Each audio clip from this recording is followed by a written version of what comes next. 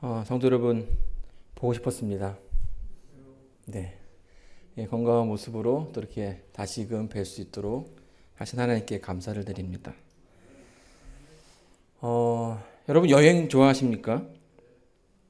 여행 좋아하시죠? 우리 김석수 장로님도 여행 좋아하신다고 들었는데요. 제가 이제 한국에 있을 때는 사실은 그 여행을 그렇게 많이 갔던 기억이 별로 없습니다. 왜냐하면 아이들도 어렸고 또 여행이 뭔지에 대해서 아직 잘 몰랐던 것 같았는데요. 이제 미국에 와서는 그 선배들 앞에서 유학했던 선배들도 빚을 내서라도 여행을 꼭 가라고 이제 얘기를 들어서 방학마다 또 뭐 주말 연휴가 있으면 여행을 가려고 그렇게 준비를 많이 했습니다. 근데 이제 여행을 하면서 이제 이 사진은 저희가 처음에 미국 갔을 때 우리 하연이 가연이랑 셋이서 시카고로 여행을 갔던 이제 그런 때인데요. 그래서 이제 한번 사진을 그때 찍어봤습니다. 근데 이제 여행을 가서 가장 중요한 것은 늘 긴장을 하면서 간다라는 거예요. 한 번은 정말 잘 준비했는데 그 일방 통행인데 거기를 그냥 들어가서 막 차들이 막 나왔던 적도 있고 미국에 처음 와서 제가 지리를 잘 몰라가지고 시카고에서 한번 그런 적이 있었습니다. 아마 이제 경찰이 왔으면 정말 크게 놀랄 그런 행동이었는데 아주 잘 넘어갔습니다. 특별히 잘 알지 못하는 곳이라면 이제 그런 어떤 그 당황스러운 일들을 많이 하게 되는데요.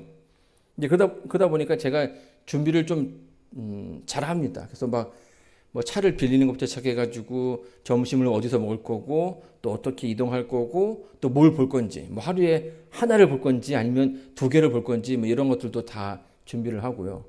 또 심지어는 뭐 버스를 타야 된다면 그 버스 정류장이 어디 있는지까지도 정 안 되면 다른 사람들이 그 블로그에 올려놓은 것도 사진을 캡처해가지고 제 그 메모장에다가 다 넣습니다. 그래서 뭐 정류장 몇 번째에 무슨 버스를 타야 된다. 뭐 이런 아주 세부 사항까지도 다 준비를 하거든요. 근데 막상 여행을 가도요.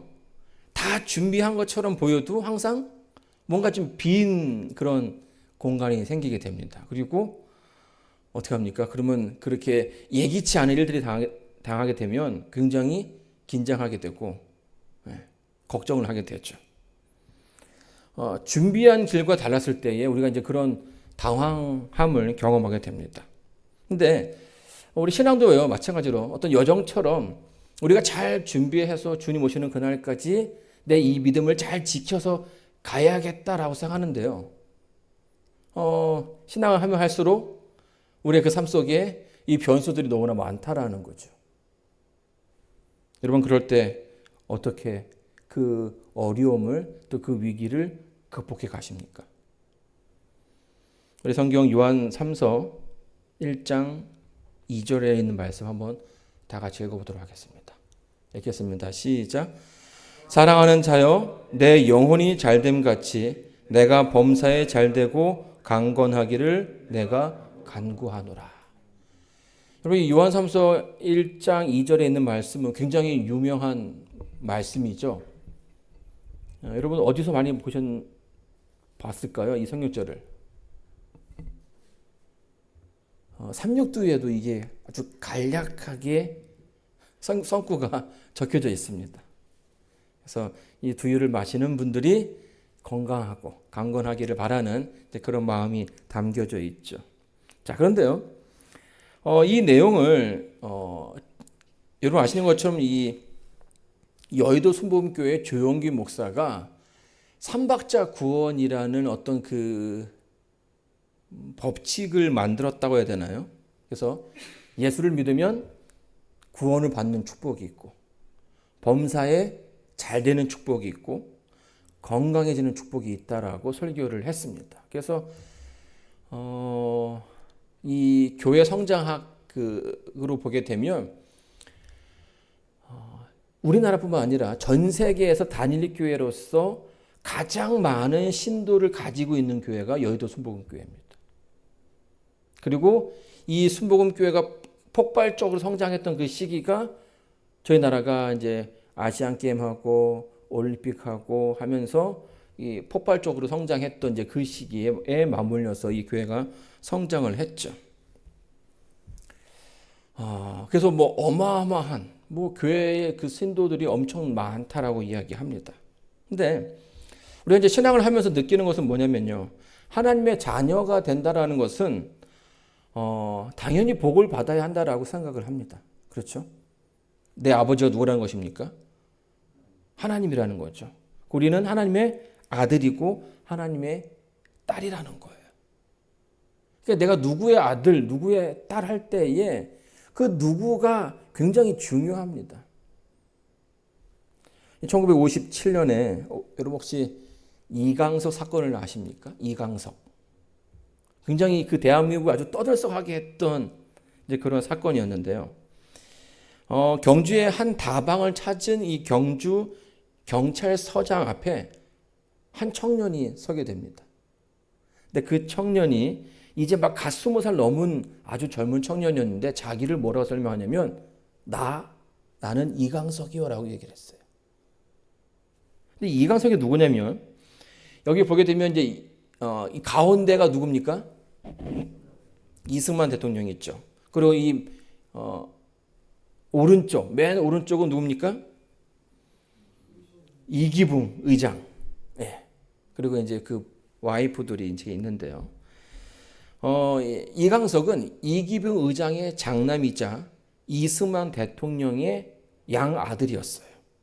그러니까 당시 어떤 뭐 눈에 보이는 어떤 그 서열은 없지만 서열로 따지면 대한민국의 세 번째 서열이 되는 거죠. 그래서 많은 사람들이 그를 뭐라 불렀냐면 대한민국의 황태자라고 불렀습니다. 근데 한 번은 이 이강석이 젊은 이 청년이 어디 파출소에서 헌병 장교를 불러다가 이렇게 뺨을 때린 적이 한 번 있었어요. 그래가지고 막 그게 신문에 났는데 그만큼 사실은 이 군인들에 있어서 이 헌병은 굉장히 큰 어떤 권력이거든요.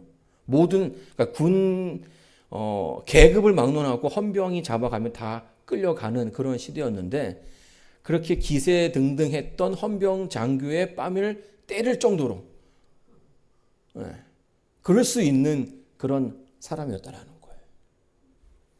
자, 그런데 이 사람이 이 청년이 이 경주에 등장하게 된 겁니다. 그리고 자신을 뭐라 부르는 거예요? 내가 이강석이다. 그러니까 이 경찰서장이 물론 지금이었으면 이제 그런 사건이 이렇게까지 커지지는 않았을 거라고 생각합니다. 왜냐하면 이미 다 인터넷이나 이걸 통해서 그 사람이 어떤 인물이고 또 사진을 통해서 어떻게 생겼는지를 다 알 수 있는데 그 시대는 알 수 있는 게 없잖아요. 거기에다가 이제 이 청년이 자기가 그 아버지의 명을 따라서 지역에 있는 지방의 관리들이 일을 잘하는지 못하는지 사찰 나왔다고 딱 얘기를 해버린 거예요. 아맹 사찰이라고 하죠. 그러니까 완전히 그 지역에 있는 간부들이 엄청 긴장을 한 겁니다. 그래가지고 그 지역의 유지들을 다 불러 모았어요. 불러 모아가지고 이제 술 마시고 이런저런 얘기 막 하면서 이제 금품도 이제 오가고 막 그랬겠죠. 그리고 영천, 안동 이 경북 일대를 다 이렇게 휘짓고 다녔어요. 근데 3일 지난 다음에 이 경북지사에 그러니까 3일 지난 다음에 이강석이가 붙잡히게 됩니다. 근데 왜 그랬냐면 이 경북지사의 아들이 원래 이강석과 이 고등학교 동기예요. 동창인 거죠. 그러니까 이제 이강석이 왔다고 하니까 그러면 이제 친구 만나러 가야겠다 해가지고 갔는데 자기가 아는 이강석이 아니게 된 거죠.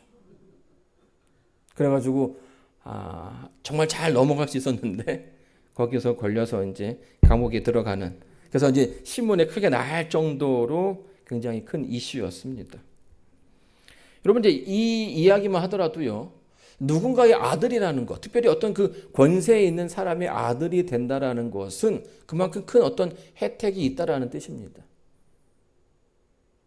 우리가 하나님의 아들이고 하나님의 딸입니다. 1970년, 80년대에 이 경제, 대한민국이 굉장히 이 성공하면서 이 여의도 순복음교회 또 폭발적인 성장을 이끌었습니다. 제가 어릴 적 기억에는 제가 초등학교 때 함께 지냈던 친구가 토요일마다 교회를 가는, 아니 일요일마다 교회를 가는데 보통은 이제 자기 그 집 근처에 있는 교회를 가지 않습니까? 근데 이 친구는 새벽같이 일어나서 버스를 타고 관광버스를 타고서 간다라는 거예요. 그래서 어디 가냐 물어보니까 자기가 여의도 순복음교회를 다니는데 그 버스가 이렇게 온다라는 거죠. 부천 그 각 지역에서 지방에서도 새벽같이 다 올라옵니다. 다 모여가지고 다 예배 드리고 또 다 쭉 내려가죠. 그러면 일요일이 되면 그 여의도 그 일대가 차로 그 버스로 가득 찹니다. 그래가지고 막 그 경찰들이 와가지고 다 이거를 해줄 정도로 어마어마한 인파가 모였던 거예요. 자, 그때 그렇게 폭발적인 성장을 할 때에 조용히 목사가 했던 이야기가 바로 이거라는 거죠. 하나님 믿으면 잘 될 거다. 잘 되고 범사 네가 하는 사업이 잘 될 것이고 건강이 잘 될 것이고 너의 자녀들도 다 잘 될 것이다. 라고 이야기를 했죠. 그러니까 거기에 모였던 수많은 사람들은 당연히 내가 신앙을 하고 교회를 가고 하나님 믿으면 내 인생이 다 잘 될 거라는 생각을 하고 모였다라는 것입니다. 그렇게 우리도 모르는 사이에 어떤 그 기복, 복을 바라는 그런 신앙들이 조금씩 교회 안에 들어오기 시작했죠. 그리고 경제 성장과 함께 많은 사람들의 이제 그런 기별들을 들었고 또 그 기별들을 믿고 따라왔다라는 겁니다. 근데 이제 일각에서는 이제 그 학자들 가운데 한 부류는 그런 기복 신앙이 우리의 신앙이 오히려 더 큰 화를 줄 수 있다라고 얘기를 했습니다. 그 이유가 뭔지 아십니까? 왜 그 학자들이 이 조윤기 목사가 말했던 그런 삼박자 구원, 삼중 축복 이것에 대해서 우려를 했을까요? 문제는 우리 인생이 늘 그렇게 되지 않는다라는 거예요. 그러니까 우리가 바라는 대로 성공하거나 건강해지거나 그러지 않을 수도 있다라는 것입니다. 막상 살아가면 우리가 긴 세월 동안 신앙생활 하다 보면 우리 인생 앞에 우리가 뜻하지 않고 우리가 준비하지 않던 그런 일들이 생기게 마련입니다. 그리고 이 대한민국도 2000년이 넘어가면서 막 계속 성장하던 고속 성장하던 대한민국이 2000년 넘어가면서 굉장히 좀 어려웠던 그런 시기도 있었죠. 그때 많은 사람들이 기독교 어떤 그런 가르침, 복을 받는다라는 그런 가르침에 의문을 갖기 시작했습니다. 그리고 이제 그런 의문들이 오늘 우리의 그 인생 가운데 커다란 질문을 줄 수 있다는 거예요. 그리고 그 질문은 이 굳건한 우리의 그 신앙을 흔들 만큼 점점 우리 안에서 커져갈 수도 있다는 거죠. 만약에 조용기 목사의 그 말처럼 그것이 사실이라면 우리의 인생은 늘 행복해야 되고 늘 건강해야 되고 우리가 하고자 하는 모든 것들이 다 하나님의 그 뜻 가운데서 다 잘 돼야 한다는 것입니다. 그런데 사실 우리의 인생이 그렇지 않거든요. 제가 이제 군에 갈 때도 이제 그런 생각을 좀 했습니다. 이제 하나님께서 나를 위해서 모든 걸 다 준비해 주실 것이다. 그래서 내가 크게 어려움 당치 않고서도 안식일을 잘 지킬 거라는 생각을 하고 들어갔는데 제가 그 재림 군인 수기에서 읽었던 내용과는 전혀 다른 일들이 막 생기기 시작하는 거고요. 거기서 어떤 그 솔루션으로 제시했던 그런 내용들을 내가 우리 부대의 그 장교들한테 우리 부대 중대장, 대대장한테 얘기를 했는데 반응이 전혀 다른 쪽으로 흘러가면서 안식을 지키기가 굉장히 어려웠던 그런 시간들을 경험하면서 이제 그런 질문이 드는 거죠. 왜 이상하다. 왜 내가 계획한 대로 내가 생각한 대로 되지 않는 것일까? 왜 누구는 잘 되고 나는 잘 안 되는 걸까? 또 제가 이제 목회를 나와서요. 이제 그런 어떤 그런 그 시기를 또 잘 보내고 이제 목회를 나왔습니다. 목회를 나와서 이제 아주 열심히 목회를 했죠. 그래서 또 하면서도 합회에서 또 와서 뭐 좀 캠프 뭐 도와달라고 하면 또 가서 또 열심히 도와줬어요. 그래서 뭐 여름에도 겨울에도 쉴 새 없이 열심히 했는데 그날 또 해외에서 그 스키 캠프를 했는데 또 스키를 타다가 또 제가 한번 넘어졌어요. 넘어지니까 이 그 설질이 좋지 않은 그 스키장에서 넘어져가지고 이 구르면서 어깨 인대가 끊어졌습니다. 그래서 제가 이제 막 팔도 못 들고서 막 이러고 일단 이제 병원에서 한 달을 지냈는데 그때 막 드는 생각이 그런 거죠. 왜 나한테? 내가 지금 누구보다 열심히 지금 교회를 위해서, 합회를 위해서 이렇게 헌신했는데 왜 내가 다치는 이유가 뭘까? 이제 그것에 대해 제가 좀 약간 고민을 했었습니다. 근데요, 제가 했던 이런 고민들이 저만 하는 고민은 아니더라고요. 그렇죠? 이 자리에 계신 여러분들도 여러분의 인생 가운데서 어떤 위기라든지 그 어려움을 경험했을 때에 그런 생각들이 들었을 거라는 거죠. 왜 내가 하나님께 무언가 잘못했나? 왜 나한테 이런 어려움이, 이런 고난이 있는 이유가 뭘까? 여러분, 왜 우리에게 이런 고난들이 일어나는 이유가 뭘까요? 여러분, 사실 이유는 없죠. 이 불행에 어디 이유가 있겠습니까? 근데 늘 그런 가운데 하나님을 찾게 된다라는 거예요. 그리고 불평하게 되고 그 길이 막히는 것처럼 보일 때에 우리의 신앙이 흔들리게 되는 거죠. 자, 그런데요, 우리가 이제 이 부분에서 이제 이런 어떤 그 생각들을 문제라고 생각하는데 사실은 이게 문제가 아니죠. 왜냐하면 인생은 원래 그런 거라는 거예요. 우리의 인생은 늘 행복할 수만은 없는 것입니다. 왜냐하면 이미 우리가 살고 있는 이 땅은 죄로 인해서 망가져 있는 그런 시대에 또 그런 세상 가운데 있기 때문에 우리가 예측한 거와는 다르게 이 세상은 흘러갈 수밖에 없다라는 겁니다. 자, 여러분, 몇 주 전에요, 이 볼티모어에서 다리가 하나 무너졌습니다. 여러분, 이 다리가 무너지는 것을 예측할 수 있었을까요? 사실 제가 이제 이 DC에 살고 있는 후배한테 전화를 해보니까 이 다리가 무너져가지고 그 지역에 있는 어떤 어떤 물건의 가격이 조금 올라갔다라고 얘기합니다. 왜냐하면 다 이 다리를 통해서 물건이 들어와야 되는데 이 다리가 끊어지면서 물건이 들어올 수가 없다라는 거예요. 그래가지고 뭐 자동차를 고쳐야 되는데 그 부품이 안 와가지고 몇 달 동안 기다렸다는 얘기를 한다라는 거죠.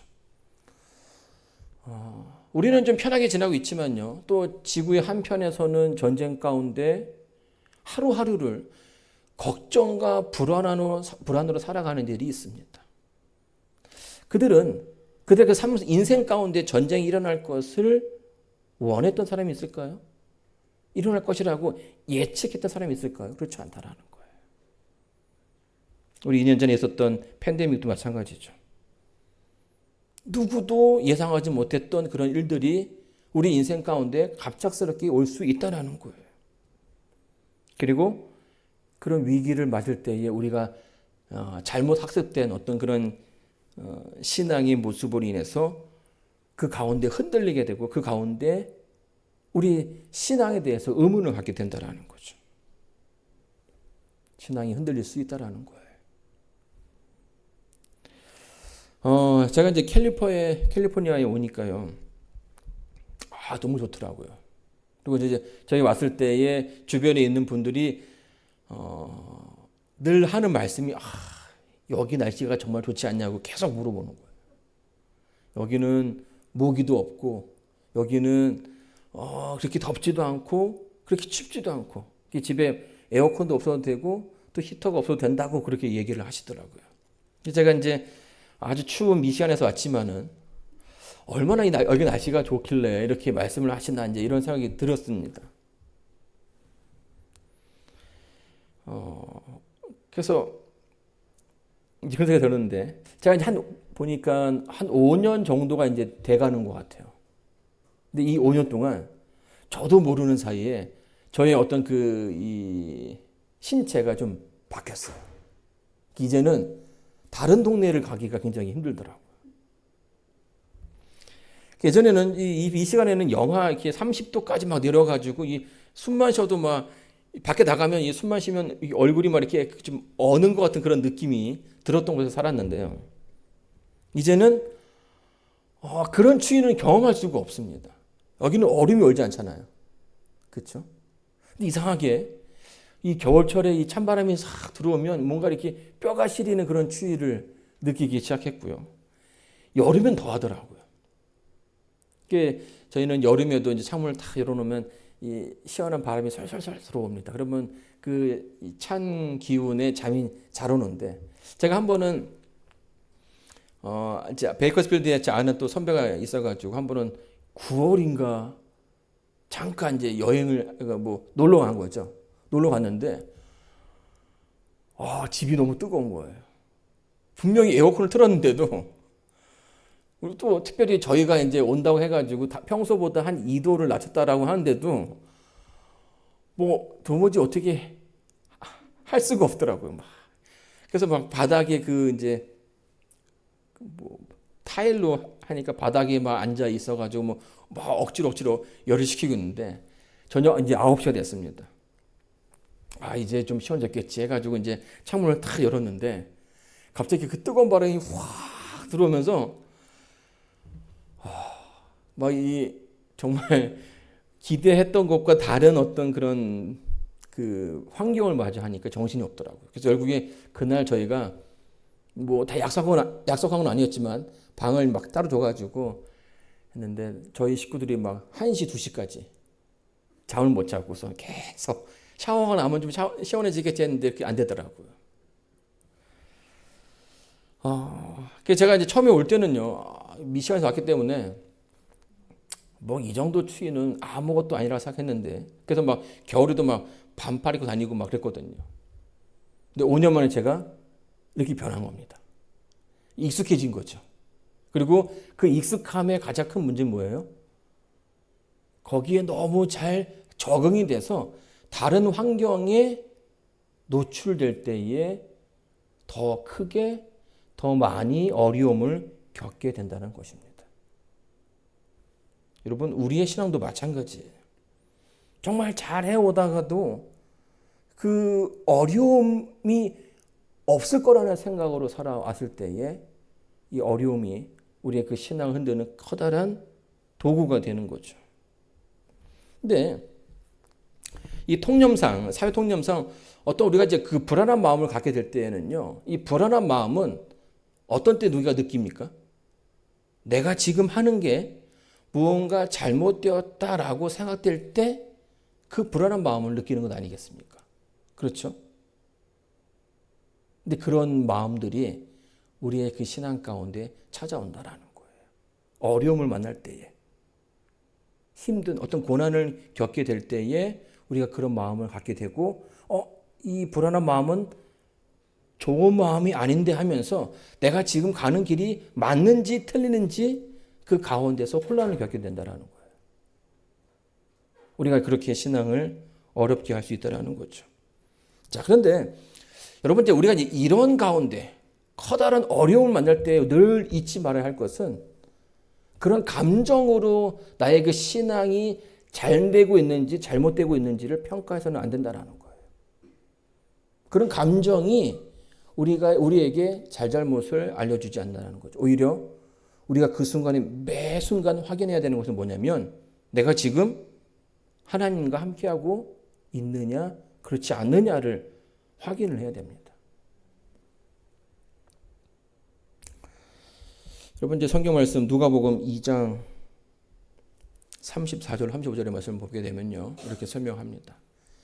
시몬이 저에게 축복하고 그 모친 마리아에게 일러 가로되 보라, 이 아이는 이스라엘 중 많은 사람의 패하고 흥함을 위하여 비방을 받는 표적 되기 위하여 세움을 입었고 또 칼이 내 마음을 찌르듯 하리라. 이는 여러 사람의 마음의 생각을 드러내려 함이니라. 이제 예수님께서 어떠한 길을 가실 것인지 이제 제사장이었던 시몬이 미리 예언을 하게 된 겁니다. 그러니까 예수님의 그 삶이 평탄치 않을 거라는 얘기가 벌써 이 예언 가운데 있어요. 예수님은 어떤 삶을 살 거라고 얘기합니까? 비방을 받는 표적이 된다라고 설명해 주고 있습니다. 비방을 받는 표적. 그러니까 이 말은 무슨 말이에요?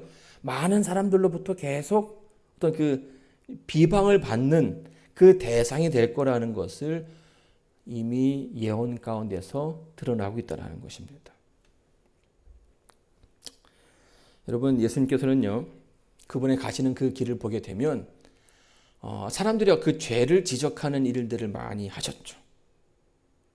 사람들이 그들의 그 마음속에 간직하고 있는, 감추고 있는 그 드러나지 않은 죄를 드러내 주셨어요. 근데 예수님께서 왜 그렇게 하셨을까요? 그를 미워해서예요? 그 죄의 문제가 해결되지 않으면 이 사람이 구원 가운데 이룰 수 없기 때문에 그를 구원하기 위해서 그로 하여금 회개하고 하나님께로 돌아갈 수 있는 그 길을 보여주신 것입니다. 자, 그런데 여러분 아시는 것처럼요, 우리가 누군가에게 그 사람의 그 잘못을 얘기할 때에는 굉장히 그 마음을 강하게 먹어야 됩니다. 왜냐하면 그 지적에 대한 반응이 어떻습니까? 뭐 아니면 도죠. 내가 누군가의 그 잘못을 지적할 때에 그 사람이 정말 잘 되기를 바라는 마음으로 우선은 지적을 해야 될 것이고요. 근데 그 반응이 늘 우리가 기대하는 것처럼 그렇게 되진 않는다는 거예요. 잘 되면 내가 이런 실수를 했구나. 내가 이렇게 살지 말아야겠구나 하는 그런 회개를 하고선 돌이킬 수 있지만 자기의 그 길을 버리기를 원치 않는 사람에게는 그 지적이 뭘로 여겨지는 겁니까? 자기를 모함하거나 비방하는 사람으로 보일 수 있다는 거예요. 그럴 때 어떻게 됩니까? 그 사람으로부터 나에 대한 이 적개심을, 그 사람이 나에 대한 적개심을 드러낼 수밖에 없다는 거예요. 여러분, 침례 요한이요, 대중에게 외쳤던 그 기별이 뭐였냐면 회개하라, 천국이 가까웠느냐라는 기별이었습니다. 회개하라는 거죠. 죄로부터 돌이키라는 그런 얘기입니다. 심지어는요, 그 바리새인들을 향해서 뭐라고 얘기했냐면 독사의 자식들아 라는 얘기를 하셨어요. 뭐 하는 겁니까? 그들을 미워서 하는 것이 아니라 그들이 지금 잘못 가고 있는 그 길에서 돌이켜서 하나님의 그 뜻대로 율법을 잘 순종하고 또 그들이 갖고 있는 그 권력과 어떤 것들을 활용해서 더 많은 사람들에게 하나님의 그 복음을 나눠줘야 한다라고 조언했던 것이죠. 근데 실제로 이렇게 기별을 전했을 때에 정말 많은 사람들이 그들의 그 잘못된 길에서 돌이켜서 예수님께로 돌아오는 그런 모습들을 많이 보았습니다. 그리고 그런 모습들을 보면서 사람들이 이 침례 요한을 선지자라고 생각을 할 정도로 그 기별은 아주 능력이 많은 하나님의 어떤 그 능력을 받은 기별이었다라는 거죠. 그런데 여러분, 침례 요한이 어떻게 죽었는지 아십니까? 다 아시죠? 예. 이렇게 보게 되면 이 헤롯 왕의 죄를 그가 역시 또 지적을 하게 됩니다. 그리고 그런 어떤 그 기별을 좋은 마음으로 받아들였으면 사실은 문제가 없는데 이것을 자기를 해하고자 하는, 자기를 위해하고자 하는 그런 기별로 받아들이게 되었고 결국 이 헤롯 왕은 침례 요한을 감옥에 가두게 됩니다. 그리고 그 아내 헤로디아가 어떤 그 술수를 통해서 결국 이 헤롯의 그 잔치 가운데 그 딸을 춤을 추게 하고 소원을 빌게 함으로써 이 갑자기 술주정뱅이의 그 한마디에 의해서 목이 잘려서 죽게 됐다라는 거예요. 여러분, 이게 침례 요한의 인생이었어요.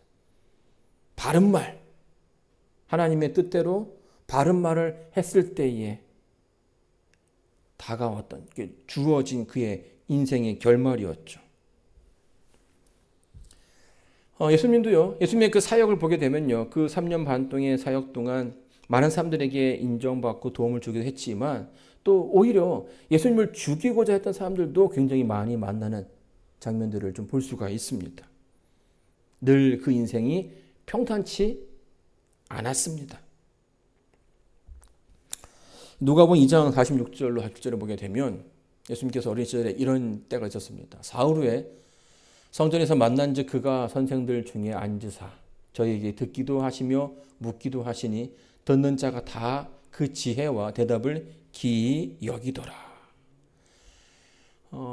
예수 아시는 것처럼 매해 6월절 날 예수님께서 이 성당에 가서 식구들과 함께 그 절기를 즐겼는데요. 하루는 그 절기가 다 마친 다음에 집에 가야 하는데 사흘길이나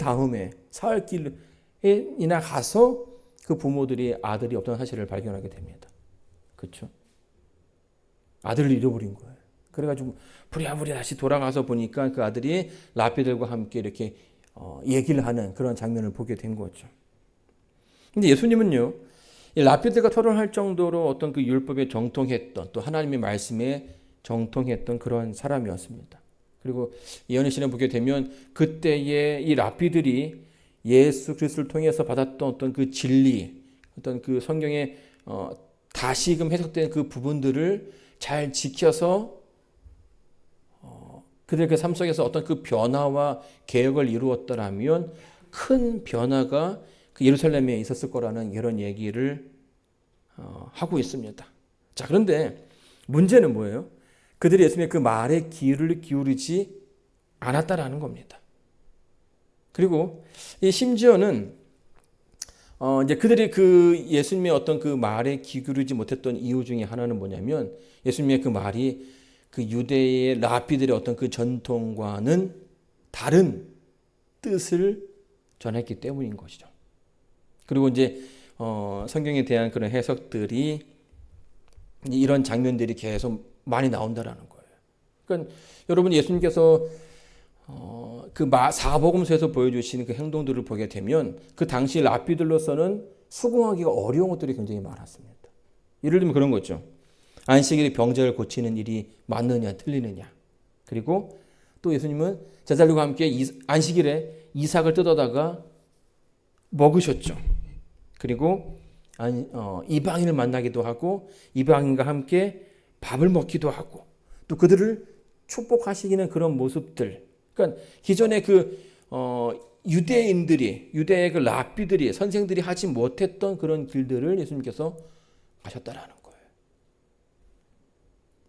그러니 그분의 그 길을 이 선생들이라든지 또 심지어는 예수님의 형제들도 수긍하기가 어려웠던 거죠.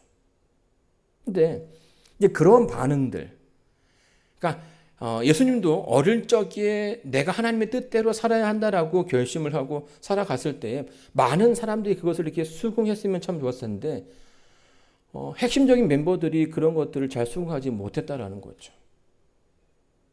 그리고 오히려 그것 때문에 예수님이 위험한 처지에 놓이게 됩니다. 근데 그러한 때 예수님은 어떤 생각을 했을까요?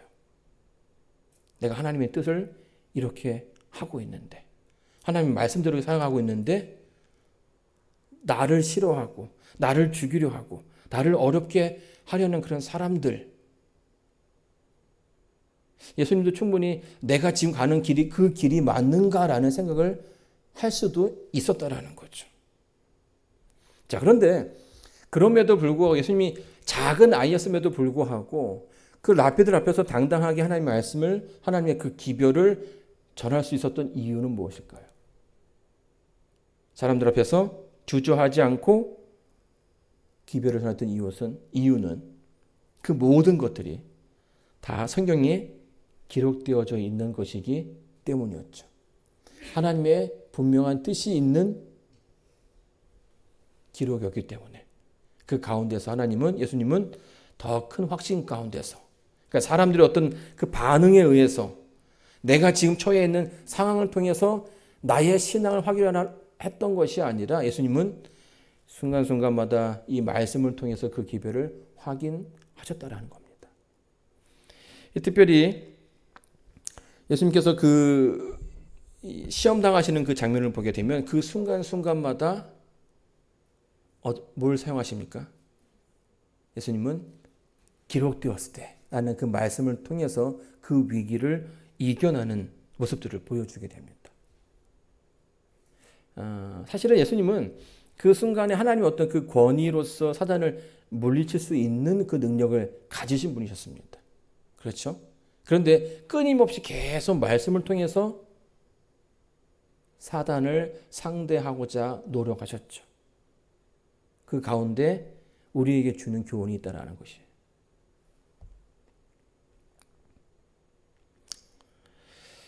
누가복음 24장 25절로 27절에 보게 되면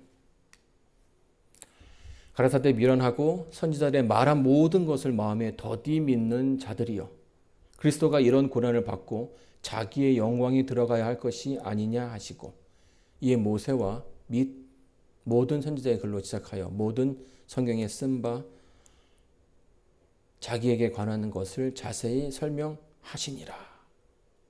여러분 이 장면은요. 엠마오로 가는 그 두 제자의 그 장면입니다. 그날 그 전날 예수님께서 돌아가셨죠. 예수님의 죽음은 제자들에게 굉장히 큰 충격이었습니다. 그러니까 끊임없이 예수님께서 제자들에게 내가 죽을 거다라는 얘기를 하셨음에도 불구하고 제자들은 계속 그것을 이 마음으로 받아들이려 하지 않았어요. 어떻게 하나님의 아들이 죽을 수 있겠는가라는 생각을 계속했다라는 거죠. 그런데 그들이 우려했던, 그들이 전혀 예상하지 못했던 일들이 그들의 앞에 있게 된 것이고요. 예수님의 십자가를 통해서 그들은 정말 큰 충격, 큰 당혹감을 감출 수가 없었습니다. 자, 근데 그때 이제 부활하시고 난 다음에 예수님께서 엠마오로 가고 있는 정말 이 축 처진 어깨와 큰 슬픔 가운데 있는 제자들에게 가셔서 그들에게 하신 말씀입니다. 근데 참 이 부분을 보면서 왜 이렇게 먼 길을 가셨을까라는 생각을 좀 해보게 되었어요. 그냥 딱 여기 손에 이 못자국 봐라. 내가 그 예수다라고 이렇게 얘기하면 바로 이 제자들이 그냥 큰 기쁨으로 그들의 그 이 일그러진 얼굴이 큰 기쁨이 가득한 얼굴로 바뀔 수 있었을 텐데 그렇지 않았다라는 거죠. 그 내려가는 그 길 계속해서 뭘 얘기해 주십니까? 성경에 나와 있는 그 말씀들을 풀어주셨어요. 이게 어떤 말씀일까요? 보면 성경에 나와 있는 이제 구약이죠. 구약에 나와 있는 예수님께서 어디에 탄생하셨고 어떻게 태어나실 것이며 이 처녀를 통해서 나오는 그 이야기부터 시작해서 은 30에 팔릴 거고 33살에 죽게 될 것이고 가장 친한 친구로부터 배신당하는 그런 장면까지. 그러니까 누가 들어도 가장 가까이서 있었던 제자들이라면 잘 알 수 있는 그런 내용들, 이 성경에 적혀져 있는 내용들을 하나씩 하나씩 다 살펴주셨다라는 거예요. 그 이유가 뭔지 아십니까? 제자들은요, 계속 그리스도의 그 고난에 대해서 귀 기울이지 않았습니다. 그냥 그들이 하나님의 아들로서 얻을 수 있는 어떤 그 세속적인 그리고 현세적인 영광에만 이 관심을 가졌죠. 그런데 성경은 아주 분명하게 그런 예수님께서 이 고난과 십자가를 경험해야 될 거라는 것을 이미 예언하고 있다는 거예요. 그들이 기대했던 길과는 다르지만 이미 그것은 성경에 다 기록되어 있는 것이다라는 사실에 대해서 예수님 얘기해 주신 겁니다. 모든 것이 기록되었다. 그것을 다 이야기해 주고 있다라는 거예요. 자, 이러면서 제자들이 뭘 얻기를 바랬던 것입니까? 우리의 이 절망과 고통이 없는 것이 아니라 있지만 이것이 다시금 극복될 수 있는 그런 감정이라는 사실을 예수님께서 계속 얘기해 주고자 하셨던 것입니다. 여러분, 우리도요, 사실은 이제 말씀대로 살아갈 때에 참 어려움을 많이 겪기도 합니다. 오해를 받기도 하죠. 이상하게요. 지금은요, 이제 성경 말씀대로 산다라고 하면 너무 고지식한 사람이라고 불려지기도 해요. 특별히 이제 최근에 제가 보니까 한 2000년대를 지나가면서 근본주의자라는 그런 말들을 많이 사용하더라고요. 근본주의자. 시대가 이미 이 성경의 말씀이 쓰여진 시지가 벌써 2000년 이상이 훨씬 지났는데 그 2000년 이전의 그 말씀을 가지고 여전히 지키려고 노력하는 사람들, 이제 그런 어떤 이미지가 우리들에게 있다라는 거예요. 또 비난을 받기도 합니다. 그렇죠? 우리 어떤 그 특별함을 가지고 우리가 무언가를 구별해서 살고자 하는 그런 모습들이 왜 너희들은 그렇게 유별나냐라고 얘기를 하는 거죠. 얼마 전에도 한국에서 이미진 집사, 이제 그 사법고시, 그러니까 로스쿨에 가보자 한 집사가 안식일날 면접이 있어가지고 그거를 이제 다른 날로 변경해 달라고 했는데 잘 안 됐어요. 그래가지고 이제 소송을 걸어가지고 결국에 이제 승소하게 되었는데, 이제 그런 과정들을 보게 되면서도 이 신앙을 지키고자 하는 그런 젊은 청년들이 받는 그런 어려움이 왜 너만 특별히, 왜 너만 유별나게 그렇게 하냐는 거죠. 그리고 또 그런 가운데 우리가 시험을 받게 될 수 있다는 거죠. 내가 이번 한 번만이라는 어떤 그런 생각들. 자, 그런데 참 어려운 시기이지만 그럼에도 불구하고 우리가 이 말씀에 확신을 갖고 말씀대로 살아야 하는 이유는 하나님의 분명한 계시가 이 안에 있기 때문입니다. 예수님께서도요, 이 안에 길이 있기 때문에 그의 그 삶 속에 많은 부분 성경의 말씀을 인용하면서 그 위기를 이겨나가는 모습들을 우리가 발견하게 됩니다.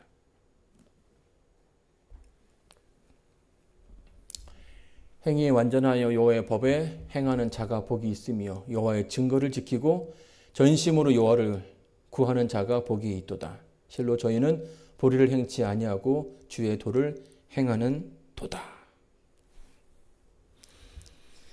여러분, 이제 마리아가 예수님을 잉태를 하게 됩니다.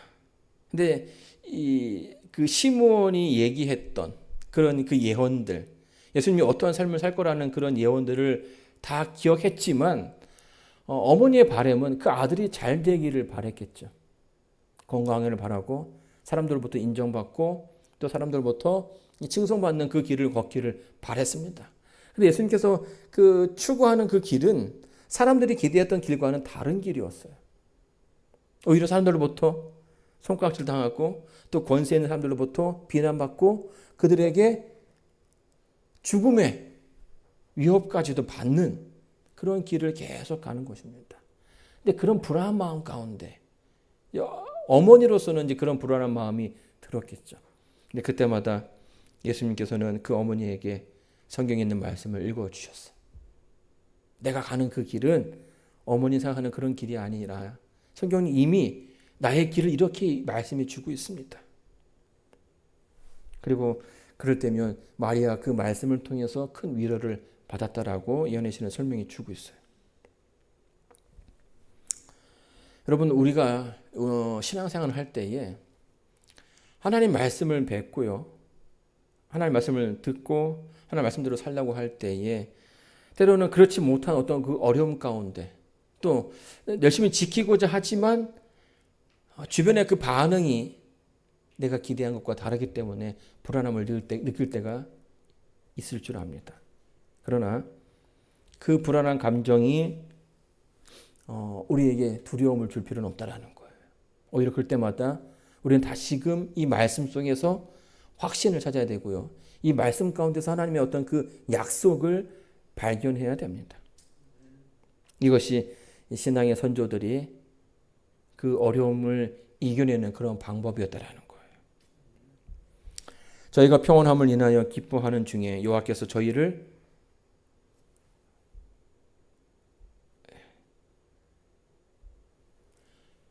저희가 평온함을 인하여 기뻐하는 중에 여호와께서 저희를 소원의 항구로 인도하시는 도다. 여러분, 정주영 회장과 정주영 회장의 아들의 차이를 아십니까? 이 정주영 회장은 굉장히 유명한 한국의 경제를 성장시켰던 인물이죠. 인물 가운데 한 명입니다. 근데 이 정주영 회장과 정주영 회장의 아들의 차이가 있습니다. 이 둘 다 대한민국을 대표하는 큰 부자들입니다. 그렇죠? 근데 이 둘에는 근본적인 차이가 있어요. 그 차이가 뭔지 아십니까? 정주영은 가난한 농부의 아들이었고요. 정주영의 아들은 부자의 아들이었습니다. 여러분, 이 차이가 아무것도 아닌 것처럼 보이지만 이 차이는 굉장히 큰 차이를 가져오게 됩니다. 가난한 농부의 아들은 어떻습니까? 그의 그 인생에 여러 번의 실패를 경험하게 된다는 거예요. 커다란 인생에 그 다가오는 수많은 어려움들, 그러나 그 모든 어려움들을 뭐 할 수 있는 사람이에요? 이미 없는 것에서 시작했기 때문에 잃어도 그것을 잃었다고 생각하지 않는다는 거죠. 이 시련은 있어도 실패는 없다라는 이 말은 정주영 회장의 그 회고록의 그 제목입니다. 우리가 보기에는 분명히 그 실패라고 생각하지만 했는데 이 정주영 본인은 그것이 나에게 실패였다라고 얘기하지 않는 거죠. 나에게 닥쳐온 하나의 시련에 불과하다라는 것입니다. 그러나 이 그러니까 부자의 아버지의 아들인 사람들은요, 이 실패에 대해서 잘 이겨내지 못한다라는 거예요. 큰 어려움을 경험하게 되면 주저하게 되고 낙마하게 된다는 거죠. 모든 것을 잃은 것처럼 좌절하게 된다는 거예요. 여러분, 이 정주영 회장은 자기에게 다가오는 어떤 그 어려움을 실패라고 생각하지 않았다는 것입니다. 있을 수 있는 일이고 그것을 넘어섰을 때에 내가 더 성장할 수 있다는 사실을 그가 알게 되었던 것이고 그 인생은 그렇게 해서 계속해서 성장해 가는 것입니다. 사랑하는 성도 여러분, 예수님은요, 당신에게 주어진 그 삶의 앞에서, 삶 속에서 정말 여러 가지 많은 사건들이 있었지만 그 모든 것들이, 그런 것들이 예수님의 그 길을 멈추게 하지 못했어요. 그리고 그것이 어려움이라 할지라도 하나님께서 그에게 주신 길이라면 그것을 기꺼이 감당하면서 가는 그런 모습들을 보여주셨습니다. 침례 요한이 그랬고요. 사도 바울이 그랬습니다. 그리고 성경에 나와 있는 수많은 사람들이, 그리고 우리 이 기독교 역사에 여러 사람들이 그런 길을 겪어왔습니다. 이제 저와 여러분의 시간이 된 거죠. 나에게 주어진 그 인생 앞에서 우리가 어떤 길을 살아가야 할지, 또 나에게 그 다가오는 그 위기의 어려움 가운데서 내가 어떠한 태도로 그 인생을 살아가야 할지는 이제 우리가 선택하고 우리가 결정해야 된다는 것이에요. 예수님께서 택했던 것처럼 이 말씀에 의지해서 이 말씀으로 승리하는 저 여러분 되길 바라면서 오늘 말씀을 마치도록 하겠습니다. 기도하겠습니다. 저를 사랑하시는 아버지 하나님, 안식일을 주심에 감사드립니다. 세상이 알지 못하는 그 행복 가운데 저희들 있습니다. 이 기쁨을, 이 쉼을 주심에 감사드립니다. 이 자리에 오신 또 함께 예배드리는 모든 분들에게 축복해 주셔서 그들의 그 신앙이 자라나게 도와주시옵고 이 세상을 살아갈 수 있는 힘을 얻게 허락해 주시옵소서.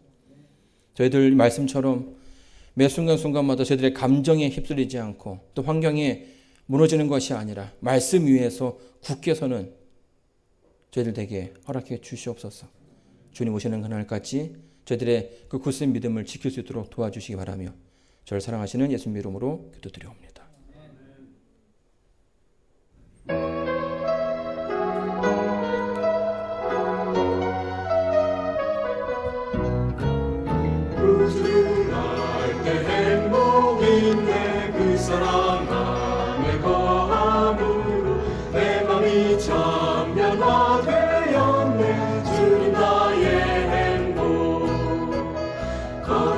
생의 행복인데 예수와 나는 하나 되어 그 안에 사랑 나아가네 주는 나의 행복.